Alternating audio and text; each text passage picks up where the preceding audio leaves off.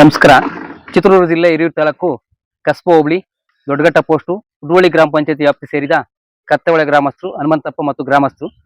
ಇವತ್ತಿನ ಸಂದರ್ಭದಲ್ಲಿ ನಾವು ಸುಮಾರು ವರ್ಷದಿಂದ, ಸುಮಾರು 50-55 ವರ್ಷದಿಂದ ವಾಸವಾಗಿ ಇಲ್ಲಿ ರೈತೋಪಿ ಜೀವನವನ್ನ, ರೈತರ ಅವಲಂಬನೆಯನ್ನು ಅನುಭವಿಸ್ಕೊಂಡು ಇದೇ ಜಾಗದಲ್ಲಿ ವಾಸ ಮಾಡ್ಕೊಂಡು ಸೊಪ್ಪು ತರಕಾರಿ ಬೆಳೆ ಜೀವನವನ್ನ ಮಾಡ್ಕೊಂಡು ನಾವು ಇಲ್ಲೇವರೆಗೂ ವಾಸವಾಗಿ ಇಲ್ಲೇ ಇದೀವಿ ಸ್ವಾಮಿ.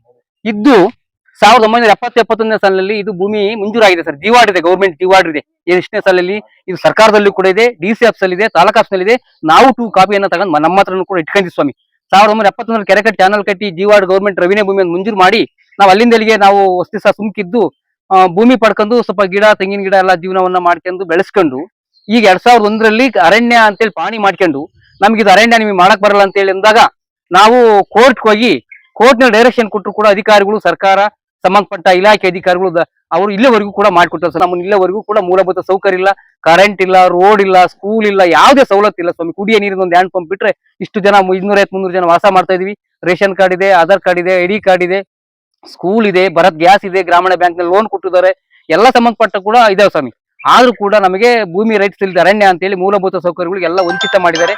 ದಯಮಾಡಿ ನಮಗೆ ಸರ್ಕಾರ ಮತ್ತು ಸಂಬಂಧಪಟ್ಟ ಅಧಿಕಾರಿಗಳು, ಜಿಲ್ಲಾಧಿಕಾರಿಗಳಿರ್ಬೋದು, ಸರ್ಕಾರದ ಸ್ಟೇಟ್ ಅಧಿಕಾರಿಗಳು ಇರಬಹುದು, ಮತ್ತು ತಾಲೂಕು ಅಧಿಕಾರಿಗಳು ಇರಬಹುದು, ಮತ್ತು ಗ್ರಾಮ ಪಂಚಾಯತ್ ಅಧಿಕಾರಿಗಳೆಲ್ಲ ಸೇರಿ ನಮಗೆ ಈ ಕಷ್ಟವನ್ನ ಹೋಗ್ಲಾಡಿಸಿ ಮೂಲಭೂತ ಸೌಕರ್ಯ ಮತ್ತು ದರ್ಖಾಸ್ತ್ ಭೂಮಿಯನ್ನು ನಮಗೆ ಇಲ್ಲಿ ಕಳಿಸ್ಕೊಡ್ಬೇಕಂತ ಹೇಳಿ ನಾನು ಸರ್ಕಾರದನ್ನು ಮತ್ತು ಸಂಬಂಧಪಟ್ಟ ಅಧಿಕಾರಿಗಳನ್ನ ನಮ್ಮ ಗ್ರಾಮದ ಪರವಾಗಿ ಎಲ್ಲರ ಪರವಾಗಿ ನಾವು ಮನವಿಯನ್ನ ಪ್ರಾರ್ಥನೆ ಮಾಡ್ತೀನಿ ಸ್ವಾಮಿ.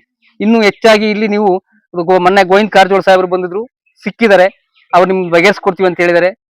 ಸುಧಾಕರ್ ಸಚಿವರಿದ್ರು ಕೂಡ ಪಾಪ ನಾವು ನಿಮ್ಗೆ ಮಾಡ್ಕೊಡ್ತೀವಿ, ಹೆದರಿಕೆ ಬೇಡ್ರಿ, ನಿಮ್ಗೆ ನಾವು ಇದ್ದಂಗೆ ಕಲೆ ಅಂತ ಇದನ್ನೇ ಹೇಳ್ಕೊಂತ ಎಲ್ಲಾ ಜನಪ್ರತಿನಿಧಿಗಳು, ಸಚಿವರು, MLA ಅವರು ಇದನ್ನೇ ಹೇಳ್ಕೊಂತ ಬಂದರೆ ಇಲ್ಲಿವರೆಗೂ ಕೂಡ ಯಾರು ಬಗೆಹರಿಸಿಲ್ಲ.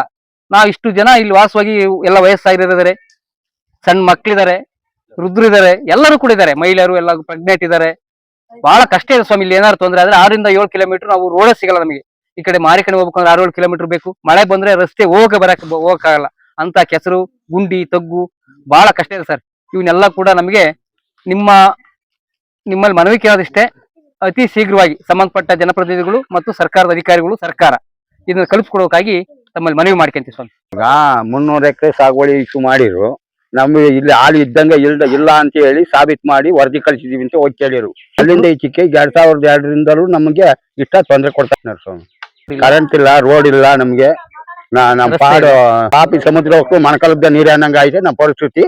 ಆ ಮಟ್ಟಕ್ಕೆ ಬಂದಿದೀವಿ ನಾವು ಸ್ವಾಮಿ. ಆದ್ರಿಂದ ನಿಮ್ಮಲ್ಲಿ ಮನವಿ ಮಾಡ್ಕೊಂತೀವಿ, ನಮಗೆ ಮೂಲಭೂತ ಸೌಕರ್ಯ ಕೊಡ್ರಿ. ಮಳೆ ಬಂದ್ರೆ ಅಡ್ಡಾಡಕ್ಕಾಗಲ್ಲ. ಕಾಡಿನಾಗ ಇಲ್ಲಿದ್ದ 5 ಕಿಲೋಮೀಟರ್ ನಡ್ಕೊಂಡು ಹೋಗ್ಬೇಕು. ಅಕ್ಕಿ ರಾಗಿ ಕೊಟ್ರೆ ಹೊತ್ಕೊಂಬರಕ್ ಆಗಲ್ಲ. ನಮ್ಮ ಕೈ ಕುಡಿಯೋ ನೀರಿಲ್ಲ, ರೋಡ್ ಇಲ್ಲ, ಕರೆಂಟ್ ಇಲ್ಲ. ನಾವು ಕತ್ಲಾಗ ಸಾಯ್ತೇವೆ ಸ್ವಾಮಿ. ನಾವು ಬಂದು 55 ವರ್ಷ ಆಯ್ತು ಸ್ವಾಮಿ. ಇಲ್ಲಿ ಬಂದು ನಾವು ಯಾವ್ದೊಂದು ಇಲ್ಲ, ಯಾವ ಸರ್ಕಾರ ಏನೂ ಮಾಡಿಕೊಡಂಗಿಲ್ಲ. ಇಲ್ಲಿದ್ದ ದುರುಕನ ನಾನು ನಡ್ಕೊಂಡೋಗಿದ್ದೆ ಸಹ. 15 ವರ್ಷ ಮುಂಚೆ ಪಾದಯಾತ್ರೆ ಮಾಡಿದ್ವಿ. ಅವ್ರು ಏನು ಕಿವಿಗೆ ಹಾಕೊಂಬಲ್ಲ.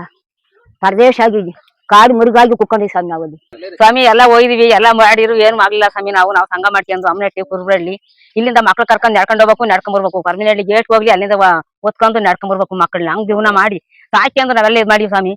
ಸಣ್ಣ ಮಕ್ಳಿಂದನೂ ಮಾರಿಕಣಿಗೆ ಹೋಗ್ಲಿ, ಅಲ್ಲಿಂದ ನಡ್ಕೊಂಡ್ ಬರ್ಬೇಕು, ನಡ್ಕೊಂಡು ಹೋಗ್ಬೇಕು. ಇಲ್ಲಿಂದ ಒಂದು ಚೆನ್ನಾಗಿದ್ದಂಗ ಆಗ್ಲಿ, ಹೋಗ್ಬೇಕು, ಬರ್ಬೇಕು ಸ್ವಾಮಿ. ಬರೋ ವರ್ಷಕ್ಕೆ ಅಲ್ಲಿಂದ ಒಲ್ಲಿ ಹೋಗಿ ಬರೋ ವರ್ಷಕ್ಕೆ ಕತ್ಲಾಗಿರೋದು. ಅಲ್ಲಿಂದ ಬಂದು ಬೇಸಿಗೆ ತಿನ್ನೋ ಬುಡ್ಡಿ ಬೆಳಕಾಗೆ ಇಕ್ಕೊಂಡು ಮಾಡ್ಕೊಂಡು ತಿನ್ಬೇಕು ಸ್ವಾಮಿ. ಹಂಗೆ ಅನುಭವಿಸ್ತೀವಿ ನಾವು. ಇವಾಗ ನಮ್ಮ ಮಕ್ಳು ಬಂದ ಮೇಲೆ ಒಂದ್ ಸ್ವಲ್ಪ ನಮ್ಗೆ ಓಡಾಡಕ್ ಆಗಲ್ಲ, ಏನು ಇಲ್ಲ, ಕಾಲು ಸಂಚ ಅಲ್ಲಿ ಹಿಡಿತಾವೆ, ನೀರ್ ಜಗ್ಗಾಕಾಗಲ್ಲ ನಮ್ಮ ಕೈಲಿ. ಒಂದ್ ಬಿಂದಿಗೆ ನೀರ್ ತಗೊಂಡು ಹೋಗಕ್ಕೆ ನಮ್ಗೆ ಶಕ್ತಿ ಇಲ್ಲ ಸ್ವಾಮಿ. ಹಂಗಾಗಿದೀವಿ ನಾವು. ನಿಮ್ ಮುಂದೆ ಏನು ಕೇಳಲ್ಲ, ಕರೆಂಟು ನಮಗೆ, ನೀರು ಸೌಲಭ್ಯ ಕೊಡ್ಬೇಕು, ಭೂಮಿ ಕೊಡ್ಬೇಕು ಸ್ವಾಮಿ ನಮ್ಗೆ. ನಾವು ಸಣ್ಣ ಮಕ್ಳಿಂದ ನಾವು ಮಕ್ಳನ್ನ ಎತ್ಕೊಂಡು ನಾವು ಜೀವನ ಮಾಡಿ ನಮ್ಗೆ ಭಾರಿ ಕಷ್ಟ ನಾವು ಅನುಭವಿಸ್ಬಿಟ್ಟಿದೀವಿ ಸ್ವಾಮಿ. ನಮಗೆ ನೀರಿಲ್ಲ, ಏನೂ ಇಲ್ಲ.